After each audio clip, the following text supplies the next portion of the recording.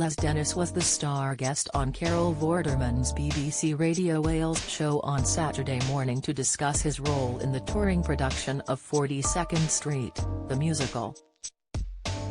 While discussing how thrilled he is to be back in the theatre away from the restrictions during the COVID pandemic, the 69-year-old said, "I think people are still glad to be back in the theatre. There was a time when it was suggested, I know Carol, you have been ranting a lot and I love what you do on social media, I really do. I retweet you because you are much more eloquent.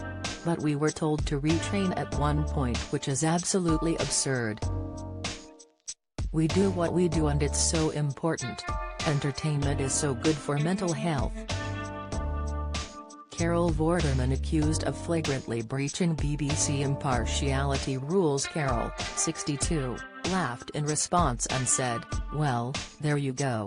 The former Countdown star has been vocal about her thoughts on the current Conservative government, which has divided opinion. Fawlty Towers' John Cleese has been among Carol's supporters, often retweeting her tweets. Meanwhile, others have criticised her passionate political views, including former Conservative MP Edwina Currie. Appearing on Dan Wootton's GB News show earlier this week, Edwina said, "I do have a problem with Carol. One is that the way in which she puts her point of view is really quite vicious. Anybody that has been in public life knows that, well, you can have an argument about how to do things, about policy. But you might actually show some respect to the other person, as that point of view may be as valid as yours and actually in the long run they may turn out to be right.